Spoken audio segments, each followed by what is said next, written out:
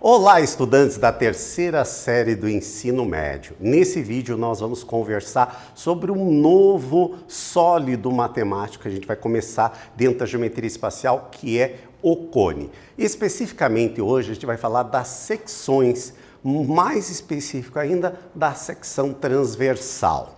Então, primeira coisa, a gente precisa conceituar o que é um cone, então vai ser o nosso objetivo principal, e identificar as secções que nós podemos ter nesses cones e alguns elementos que são fundamentais para o nosso estudo de cone, assim como a gente já fez nos vídeos anteriores com o cilindro. A gente vai aprofundando agora com um novo sólido. Então, você lembra o que são sólidos em revolução? Lembra o que quer dizer isso? Lembra que no caso do cilindro, nós tínhamos o quê? Um retângulo, né? No caso cilindro reto, que ele tinha uma parte que era o eixo e o outro poderia girar. Pode ser girar no sentido horário ou no sentido anti-horário. No caso de um sólido do cilindro oblíquo, era um paralelogramo e também ele girava em torno de um eixo, fazendo a rotação em relação a esse eixo, formando lá. Vocês têm ideia de qual seria a figura, a nossa figura plana, que girando vai formar exatamente o nosso cilindro? Pensa um pouquinho. E quais são as secções que a gente pode ter num cone? Bem, nós já falamos de secção nos vídeos anteriores no cilindro, que a gente podia ter a secção transversal e a meridiana. Então, essas duas secções que a gente vai trabalhar. Mas primeiro, alguém diz assim, mas como é que eu vou saber a figura que eu não tenho visualização do que é um cone? Então vamos falar de algumas coisas que a gente tem no dia a dia que é o formato de cone. Por exemplo, aquele copinho, né? Aquela base que a gente usa para o sorvete de bola, né? É um exemplo de cone. O famoso cone de trânsito, são o formato de cone. E ele também vão ser formados exatamente por uma figura de revolução. Conseguiram sacar já qual é a figura que seria essa? É um triângulo. Bem, quem falou que é um triângulo, tranquilamente. Então aqui eu tenho um triângulo, então aqui eu tenho exatamente o eixo que eu escolho aqui, sempre vai ser esse daqui, no caso do nosso cilindro, do nosso cone, e ele vai girar, tanto faz no sentido horário ou anti-horário, e ele girando vai dar exatamente a figura que nós vamos estudar, que é o nosso cone. Nesse caso aqui a gente chama de cone reto, tá bom? E aqui, ó, esta linha aqui, ó, essas linhas que vão ser formadas, ó, cada uma das linhas que vão sendo formadas durante o giro é o que a gente chama de geratriz. Já vão gravando esses nomes porque eles são bastante importantes no estudo do cone. Então vamos lá. Quais são as secções que a gente já teve? Já disse para vocês, relembrando lá, porque a gente já falou isso quando a gente estudou o cilindro. Então, nós podemos ter a secção transversal, que é quando, por exemplo, eu vou seccionar, né, o cone e vai dividir ele em duas, né? Vai formar um cone aqui menor e aqui embaixo vai formar um tronco de cone que a gente vai estudar mais especificamente daqui a alguns vídeos. E podemos ter a secção meridiana, que exatamente vai conter exatamente o diâmetro, ou seja, 2 vezes o raio. Então nós temos a secção meridiana, podemos chamar assim, não dá para a gente dizer na vertical, porque ela poderia estar na horizontal, mas esse corte desta maneira e o corte desta maneira aqui. Então seriam as duas secções que a gente vai estudar especificamente hoje. Então vamos lá.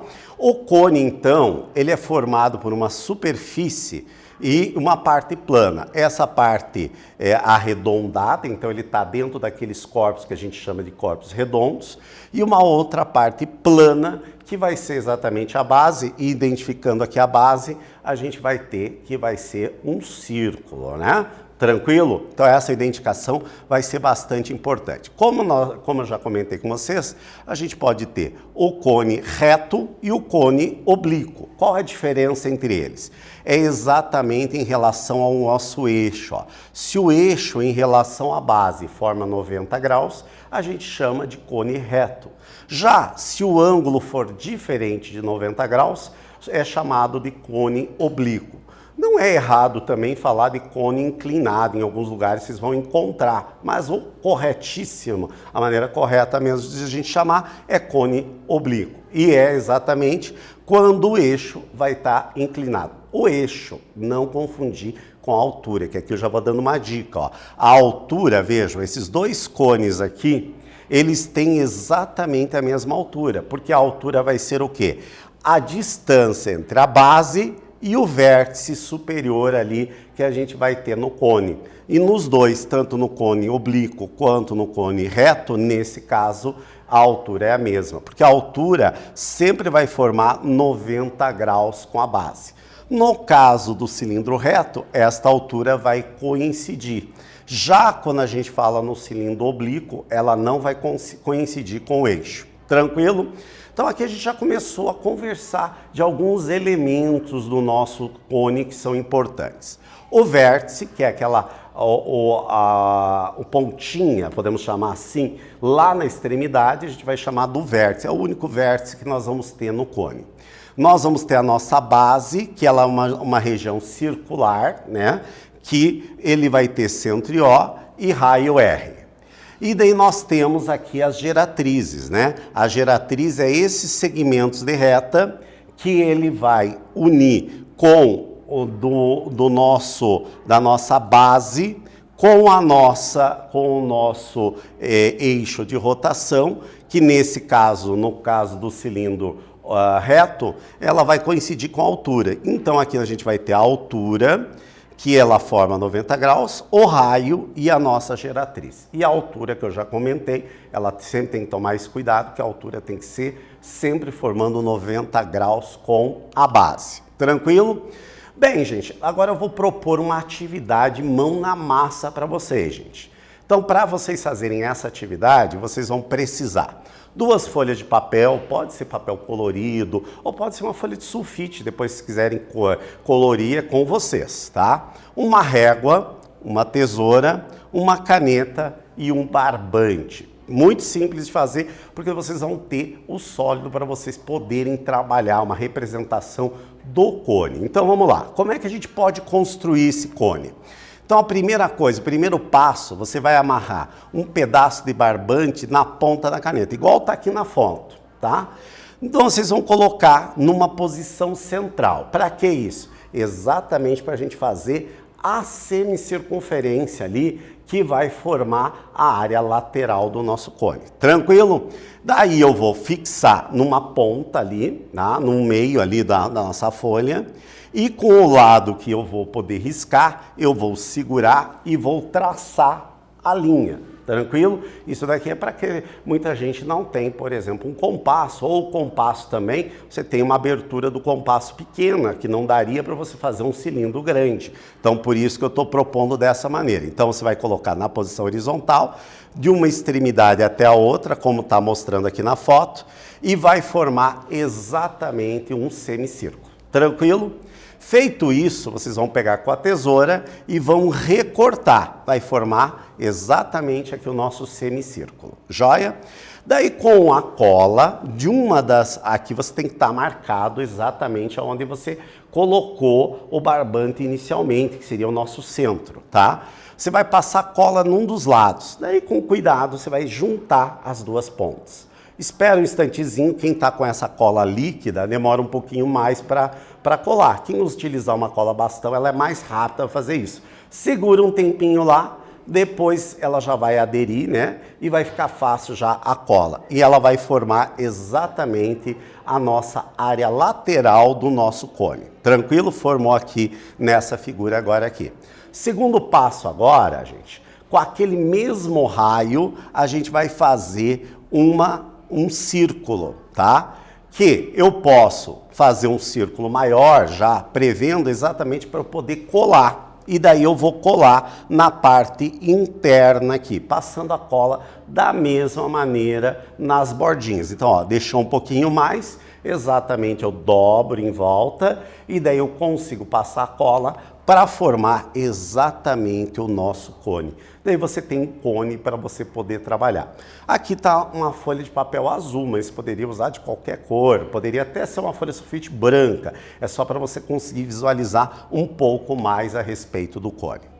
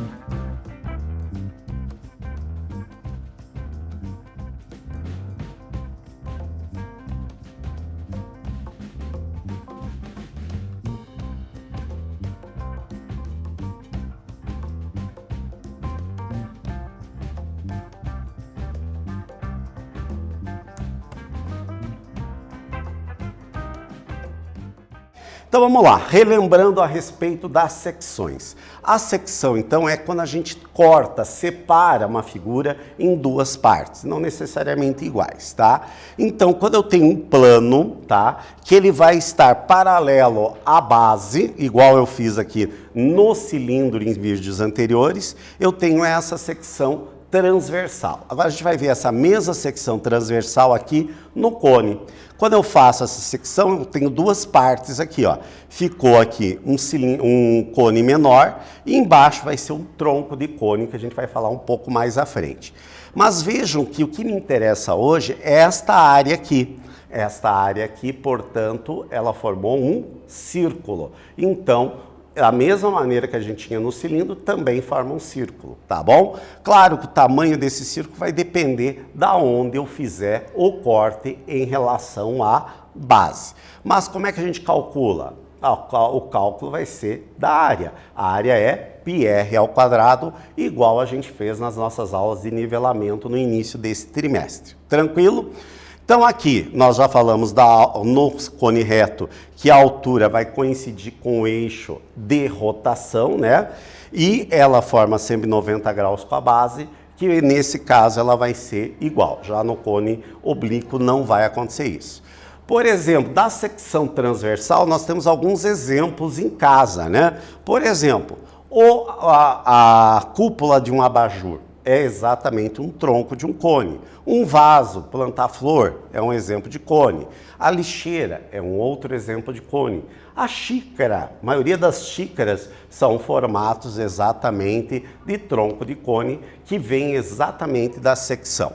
Tranquilo? A gente já falou que o cone é exatamente mais um corpo que é formado pela revolução, né? Nesse caso aqui é exatamente formado pela secção aqui que nós fazemos transversal, e quando a gente faz essa secção, nós vamos ter muito claramente a altura, o raio e a geratriz. A geratriz é aquela parte externa, onde está a nossa área lateral. Tranquilo? Falamos bastante, né, gente, nessa aula? Então, vamos praticar o exercício envolvendo. Então, vou até voltar nesse slide, porque aqui que triângulo que formou aqui? Um triângulo retângulo, aonde nós temos os nossos catetos, sendo o raio, e a altura, sendo a geratriz, a nossa hipotenusa. Isso lembra o que para nós? O teorema de Pitágoras. Quadrado da hipotenusa é igual à soma do quadrado dos catetos. É exatamente o que vocês vão usar nesse exercício 1. Um cone reto tem 8 centímetros de altura e o raio da base é igual a 6 centímetros. Calcule a medida da sua geratriz. Vou dar um tempinho para vocês resolverem e já voltamos a conferir.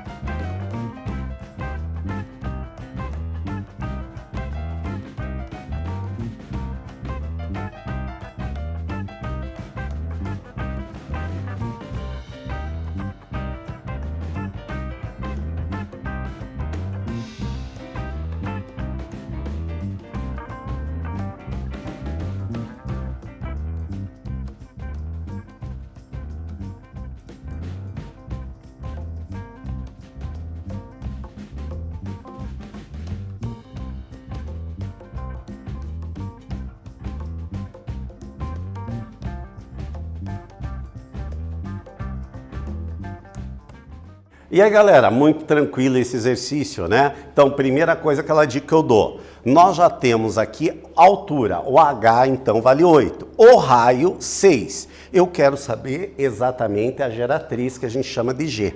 E a gente já dei a dica para vocês que vai ser exatamente o Teorema de Pitágoras. Geratriz ao quadrado é igual ao raio ao quadrado mais a altura ao quadrado. Como o raio vale 6 e a altura vale 8, é só substituir aqui, nós vamos ter geratriz, a altura 8, o raio 6. 8 ao quadrado, 64, 6 ao quadrado, 36. G ao quadrado é igual a 64 mais 36, 10. Tiramos raiz de ambos os membros, portanto, a geratriz do nosso cone é de 10 centímetros. Moleza, não é verdade? Então, portanto, o que a gente conversou a respeito hoje, gente? Nesse vídeo nós falamos do cone e falamos dos seus elementos principais. E falamos das duas secções que nós podemos ter no cone, a secção transversal e a secção meridiana. Espero que vocês tenham gostado e até breve!